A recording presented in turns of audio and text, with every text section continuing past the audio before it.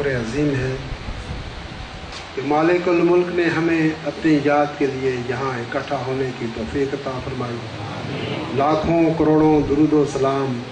حضرت محمد مصطفیٰ صلی اللہ علیہ وآلہ وسلم کی ذات اقدس پر، جن کے طفیل مالک الملک نے یہ کرم نازل کیا۔ اللہ سبحانہ و تعالیٰ کا قرآن حکیم میں ارشاد ہے، اعوذ باللہ من الشیطان الرجیم، بسم اللہ الرحمن الرحیم، ان کنتم تحبون اللہ فاتبعونی یحببکم اللہ ویغفر لکم ذنوبکم، صدق اللہ مولانا العظیم۔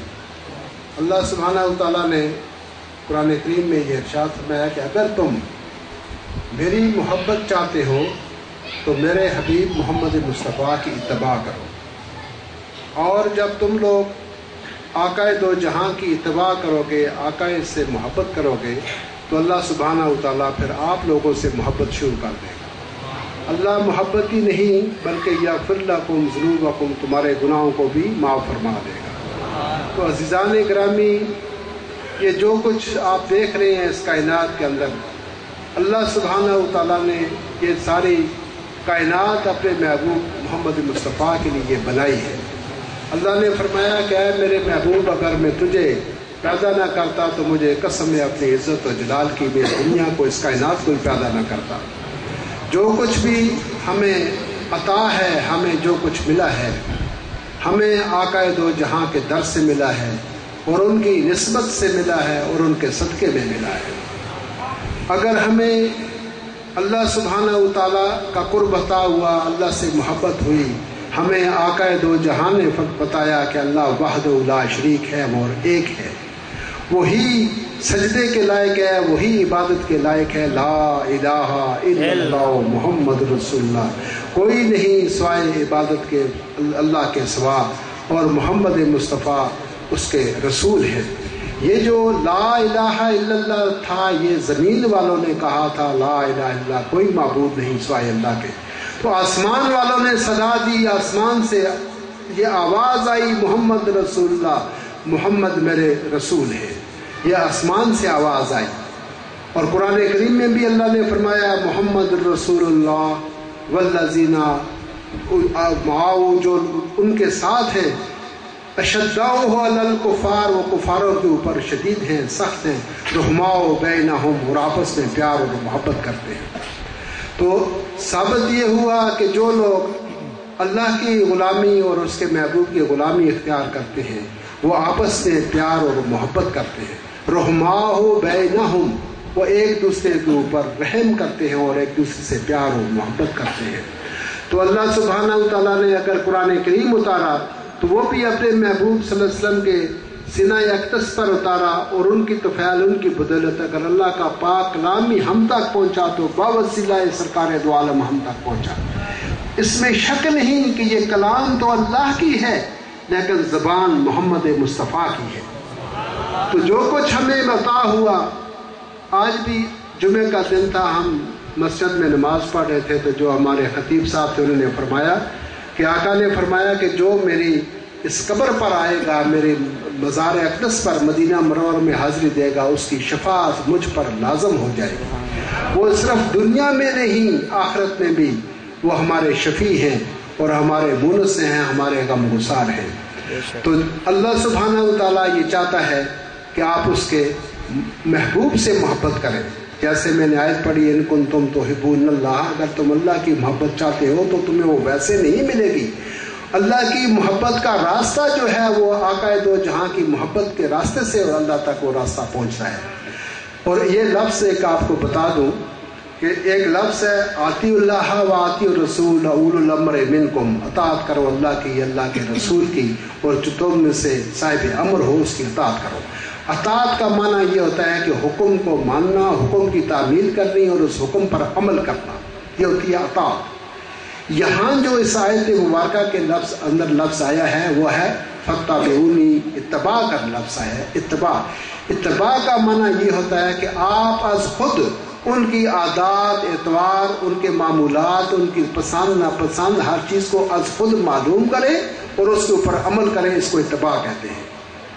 اتباع کا معنی یہ ہے جیسے آپ کے ہاں کوئی آپ کا محبوب آئے تو ہم خود سوچتے ہیں اس کو کون سا کھانا پسند ہے، کون سی کیسا جی اس کا سوتا ہے، کیسے بیٹھتا ہے، ہم اس کی پسند اور ناپسند کو پیش نظر رکھتے ہیں، اور جو اس مہمان کی پسند ہو اس کے مطابق ہم ہر چیز کرتے ہیں۔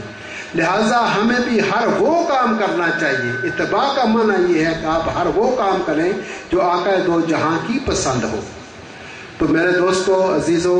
اللہ سبحانہ و تعالیٰ آپ سب پر راضی و رحمت ہو، اور اللہ تعالیٰ آپ کو اپنے محبوب کی محبت اور غلامی عطا فرمائے۔ ایمان تو ہم سب لوگ لائے ہیں، ایمان تو لاتے ہیں، لیکن جس طرح سے صحابہ اکرام ایمان لے کے آئے، سیدنا ابوبکر رضی اللہ تعالیٰ ایمان لے کے آئے، اور انہوں نے جس طرح سے غلامی رسول اختیار کی، اس کی مثال تاریخ میں نہیں ملتی۔ سیدنا ابوبکر صدیق رضی اللہ تعالیٰ عنہ ایک بڑے متمول گھرانے کے فرد تھے، اور کسی چیز کی کمی بیشی آپ کے خاندان کے اندر تھی نہیں۔ آپ نے جب اسلام کو قبول کیا تو آپ کے جو عزیز و اقارب تھے، آپ کے قبیلے والے، آپ کو انتہائی زد و کوب کیا، مارا پیٹا، اتنا مارا کہ مار مار کے بے ہوش کر دیا۔ تو جس وقت آپ ہوش میں آئے، اس وقت سب سے پہلے جو لفظ آپ کے منہ سے نکلا، آپ نے پوچھا کہ آقا دو جہاں کیسے ہیں، ان کی طبیعت کیسی ہے؟ تو اپنی زخموں کی پرواہ نہیں، اپنے دردوں کی پرواہ نہیں، اپنی جان کی پرواہ نہیں، اگر اس وقت بھی فکر ہے تو سرکار دو عالم کی فکر ہے۔ جس وقت حضور پاک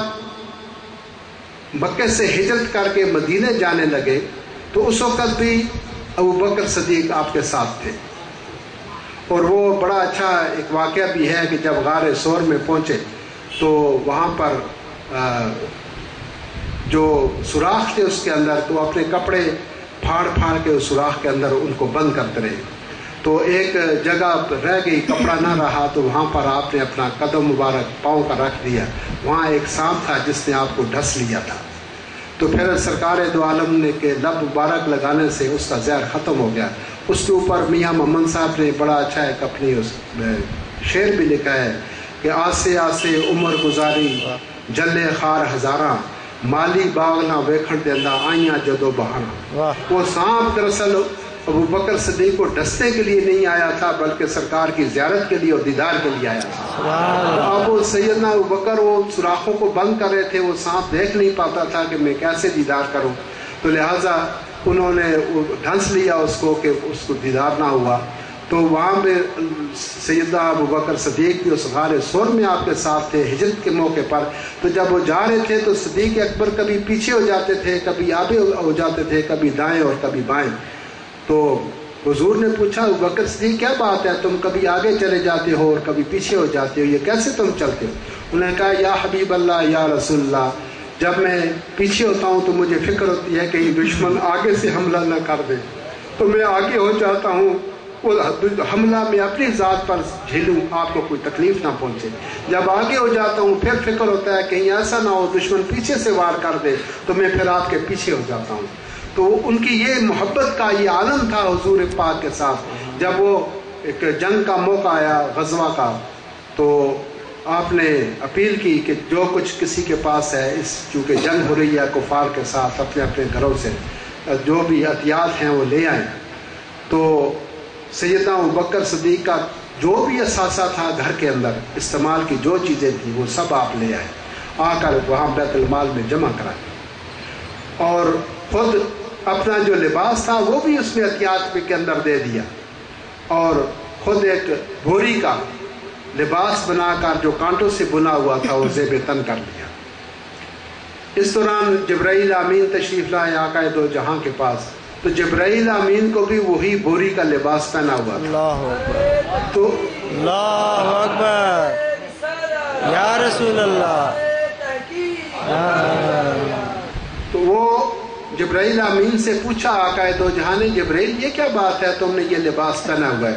تو جبرائیل امین نے جواب دیا کہ یا رسول اللہ یا حبیب اللہ، تمام جو عرش کے مکین ہیں سب نے یہی لباس پہنا ہوا ہے، اس لیے کہ آج ابوبکر صدیق نے یہ لباس زیب تن کیا ہوا ہے۔ تو یہ ان لوگوں کی محبت کا یہ عالم تھا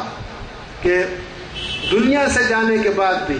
آج بھی جو سرکار مدینہ کا روضہ انور ہے، اس میں ایک طرف ابوبکر صدیق ہیں اور دوسری طرف عمر فاروق ہیں، آپ کا ساتھ قیامت تک اور اس کے بعد تک بھی قائم دائم رہے گا۔ ہمیں یہ دعا کرنی چاہیے کہ اللہ سبحانہ و تعالیٰ ہمیں وہ عقیدت، وہ محبت، وہ نسبت، وہ غلامی عطا فرمائے جو سیدنا ابوبکر صدیق اور دیگر صحابہ اکرام کو اور سیدنا بلال کو جو آپ کے صحابہ اکرام تھے ان جیسی ہمیں